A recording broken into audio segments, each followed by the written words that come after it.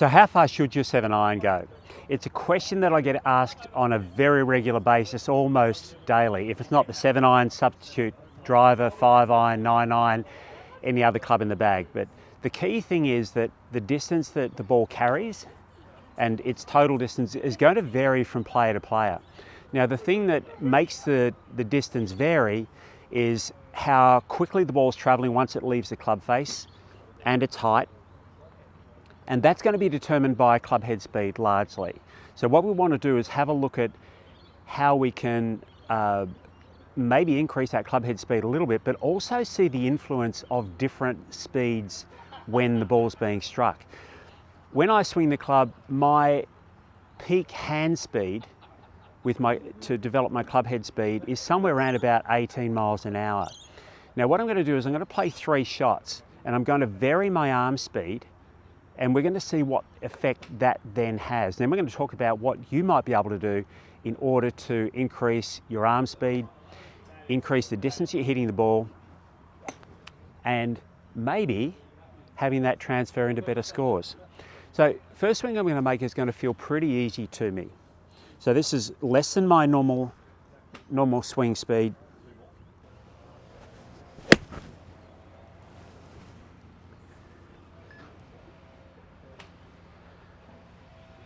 So my club head speed there got to 76 miles an hour, ball speed 104, 105. My carry was 122 metres. So if we're converting that into yards, it's add 10%. So what's that, 134, 135 yards. And the height got to 17 metres. Now, I talked about arm speed. Now, when we swing the club, arm speed's changing all throughout the motion. So when I set myself up, my arms are stationary at address.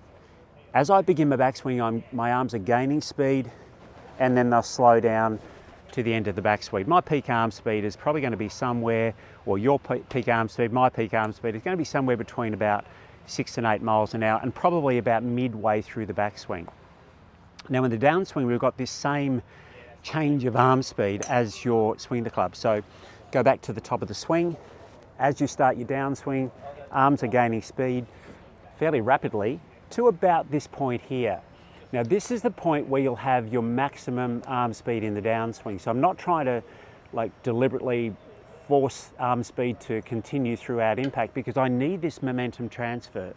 So that shot I just hit, arm speed peaked around about 17 miles an hour at this point, and then it dropped right down at impact. So I'm looking for that drop to be sort of in the vicinity of 30 to 50%. Now let's play a shot where I'll go at my normal peak, my normal speed with my arms, which is not that much faster, but it feels it.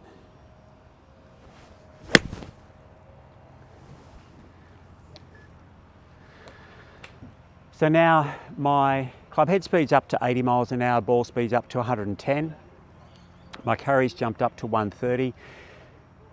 Interestingly, the ball flight has got up to 20 metres into the air. Again, I'm talking metres. You can do the calculations if you need to convert them into yards.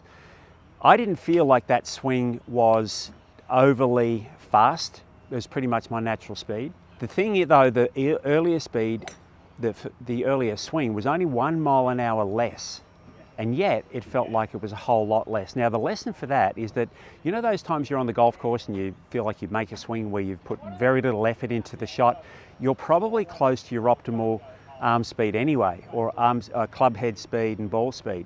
That's why the ball will still go pretty much normal distance, even though you really don't feel like you're putting a whole lot of effort into it. Next swing, I am going to swing the club harder and faster for me. It's all relative. And not maybe as fast as what I would have been able to 30, 40 years ago, but I'm going to give it a crack anyway. And we'll see what influence that then has on a slightly longer shot.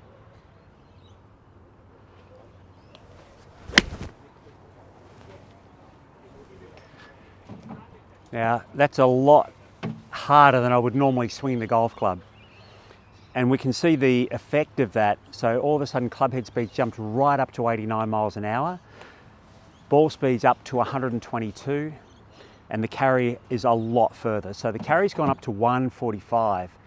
which is about 160 yards, and it's flown at 30 metres into the air. I'd love to be able to play golf like that, especially if I'm going to strike the ball like that. But for me, I know that's unsustainable because my body would protest. But also it's a lot harder for me, and it is for you, when you're starting to push, you're starting to redline when you're playing those shots and bringing in maximum speeds there. It's hard to sustain the timing of that. What you can do is you can train that to some extent. There's devices on the market that allow for swinging slightly underweight clubs and slightly overweight clubs. They can be massively beneficial provided you're doing them on a regular basis. Now, for some players, it might be like a small incremental improvement by using those. For others, it might be quite big, depending on what your potential is to move the club faster. What you can do is devote part of your practice time, and really only a small part of your practice time, where you're deliberately looking to try and swing the club faster. The key thing to maintain in that is your balance and also the swing rhythm, so you're still able to strike the ball correctly. When you're adding in the practice where you are definitely pushing beyond what is your normal, be prepared to miss-hit the shots because you are going beyond what is normal for you. But if you're acknowledging that you're really just trying to gain that speed, let's see what happens over a period of time doing that. In the meantime, be content with your optimal. Whatever your distance is with your 7-iron is your distance, not anybody else's, and you can still play effective golf with that.